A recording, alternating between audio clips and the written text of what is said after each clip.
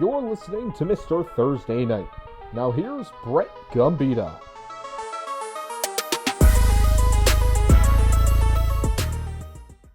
Well, all good things come to an end, and that's what happened to my Thursday night pick'em streak. It ended at 4. Let's tell you how we got there. Brett Gombita here, Mr. Thursday Night. Eagles-Giants this week, but we start with a recap of 49ers-Rams, and it went how I did not expect. A 26-23 win in overtime for the San Francisco 49ers. And they were attacking early in this one. They scored the first 2 touchdowns of the game. How about Jake Tongas getting on the board early? We'll get to him later when we talk about the starts and sits. And then Christian McCaffrey catching a touchdown from Mac Jones as well. Mac Jones 2 passing touchdowns, first 2 scores of the game. Kyren Williams finally gets Lar on the board late in the first half, 14-7. But then Eddie Pinheiro, 49ers kicker, a field goal as the first half expires to make it 17-7. He also opens the second half scoring, makes it 20-7. But then the Rams tied at 20. Puka Nacua, a screen pass catch for a touchdown. Then Kyren, another receiving touchdown, 20-20. And then Eddie Pinheiro, again, deep 59-yard field goal with just under 3 minutes left to make it 23-20. So the Rams go on a drive. It looks like they're going to win the game. Looks like they're going to score a touchdown. Kyren Williams fumbles at the goal line with a chance to win the game. At this point, I'm like, it's over. They have no chance. But the Rams do get a stop. They use all the timeouts that they have. They get into field goal range once the 49ers punt. And Joshua Carty, who had a field goal blocked earlier in the game and missed a kick earlier in the game, hits this one to send it to overtime. And overtime began with the 49ers getting the ball. Eddie Pinheiro kicks a field goal on that drive. And the Rams go down the field. They're in field goal range. They have a 4th and 1 at the 15. Sean McVay can either kick the field goal to tie the game or go for it, take the big risk, continue the game, try to score the touchdown, end it once and for all. He decides to go for it. The Rams run the ball up the middle. They get stuffed, and that's game right there. If you're going to go for it on 4th and 1, you got to do a more creative play call than just a generic run up the middle.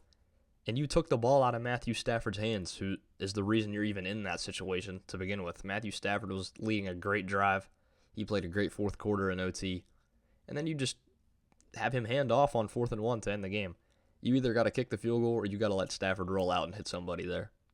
The most unexpected player of the game, at least for me. Well, I did pick him up in my Dynasty League and start him, so I guess it wasn't that unexpected, for me at least, but for the audience, unexpected. Kendrick Bourne.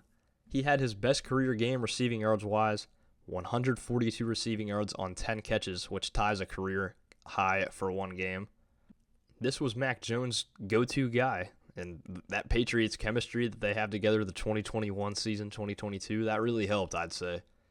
No wide receiver 1, no wide receiver 2, no wide receiver 3. That's fine. We got Kendrick Bourne.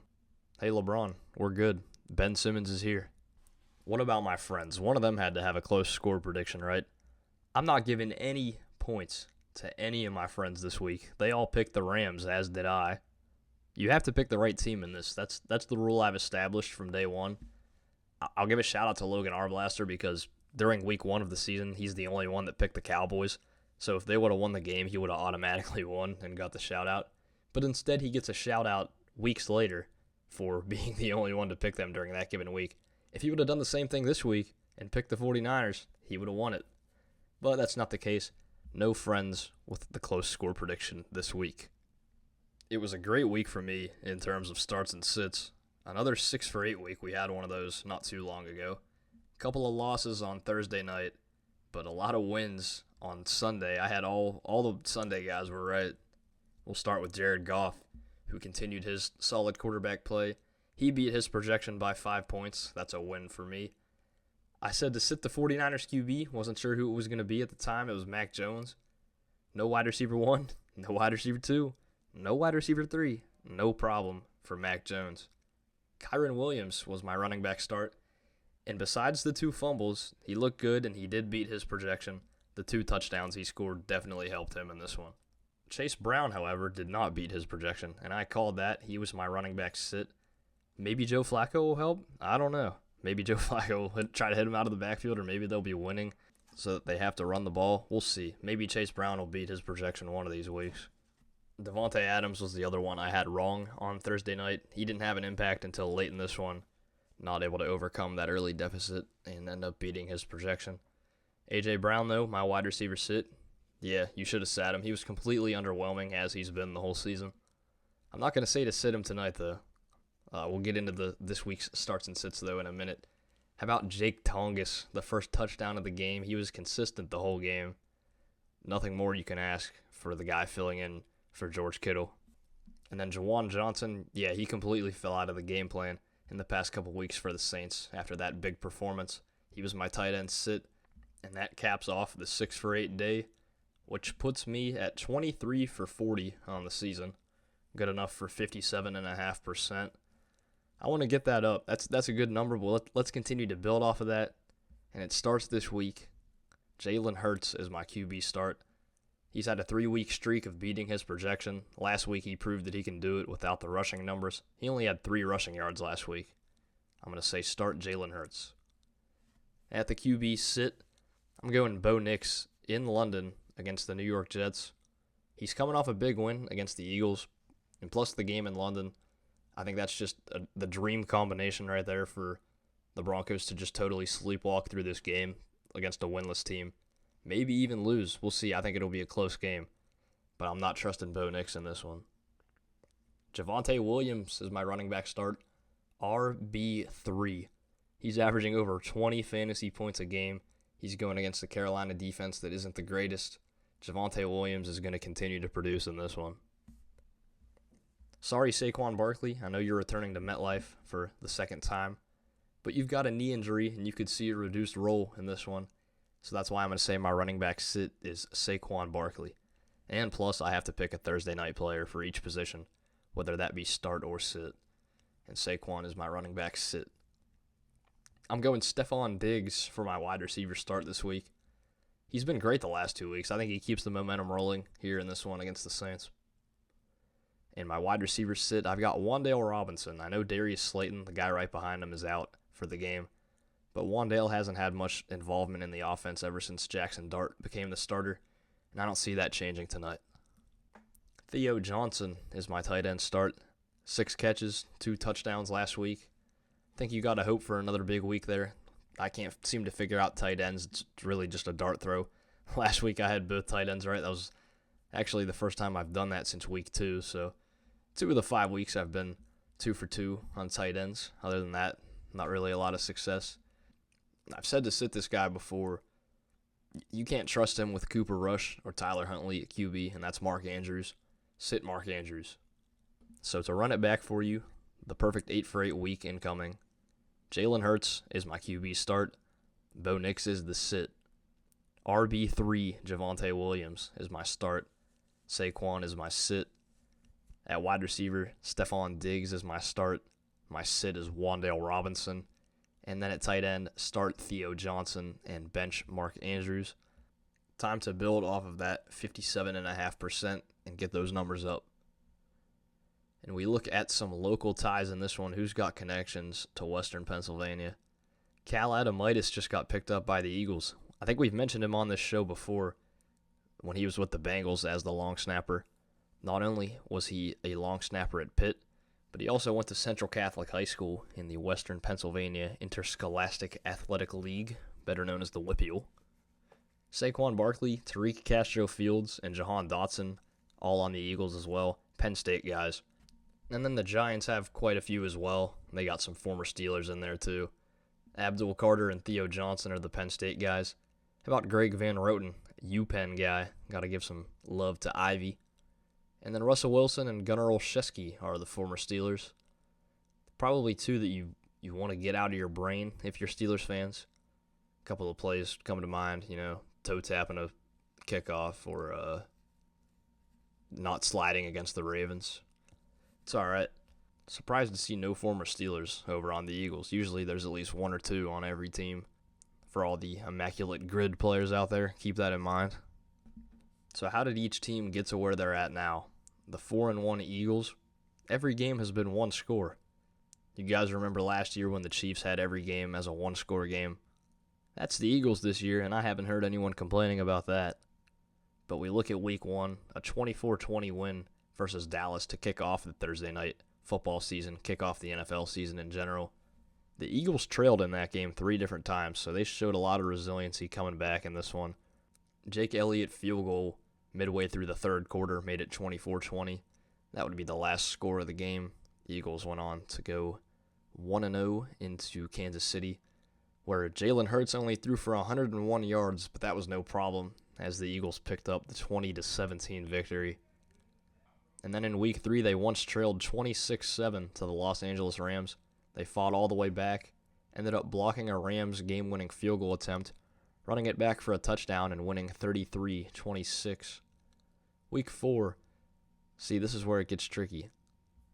They led the Tampa Bay Buccaneers 24-3 and 31-13 at times.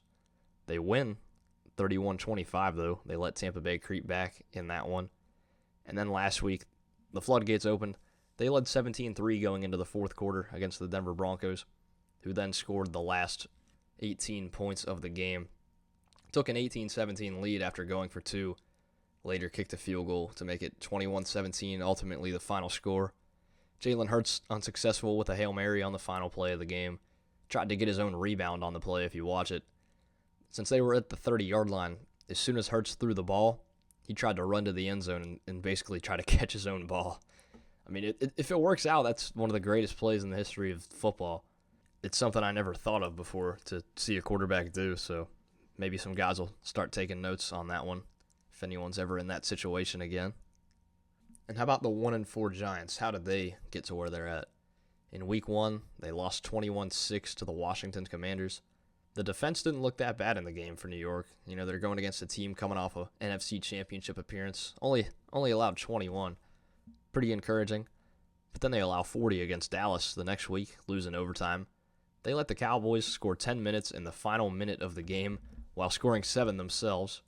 Brandon Aubrey sent it to OT with a 64-yard field goal and then won it in OT with a 46-yarder. Then in week 3, they fell to 0-3, losing to the Chiefs 22-9. You know, I got one set of downs right here that sum up this game perfectly. Russell Wilson throws the ball away on 1st and goal, throws the ball away on 3rd and goal, and throws the ball away on 4th and goal.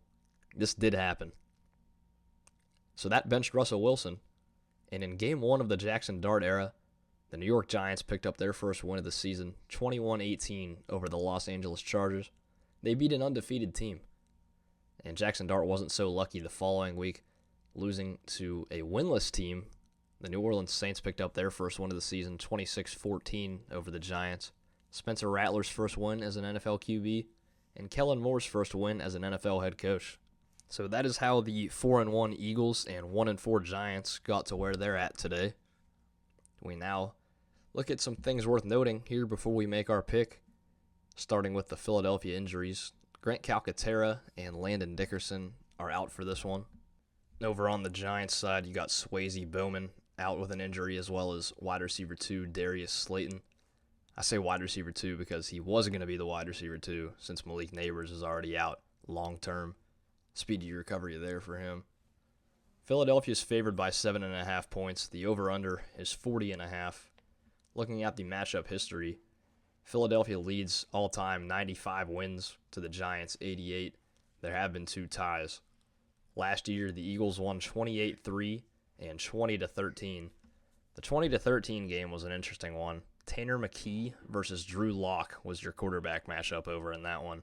The other game earlier in the season, just Jalen Hurts versus Daniel Jones. And speaking of Hurts, he's 5-2 as a starter against the New York Giants in his career. He came off the bench in place of Wentz a couple of times in 2020. Not particularly for a long period of time, just as a gadget guy. Because when I looked up his record, it said 6-3, but the 2 2020 ones, he didn't get the start, so those don't count towards your record. Jackson Dart obviously hasn't played the Eagles in his career. I'll say this, though, he's 1-1 as a starter. Beat an undefeated team, then lost to a winless team. Philadelphia played in the Thursday night opener. They're 1-0 on Thursday night, and also 2-0 on the road this season. The New York Giants are 1-1 at home. Lost to the Chiefs, beat the Chargers. They have one mutual opponent, that was the Cowboys. Giants lost in overtime in the thriller, 40-37. Philadelphia beat Dallas 24-20. The home team won the first 3 Thursday night football games, but the road team has won the last 2. And I'm going on the road tonight, taking the Philadelphia Eagles in this one.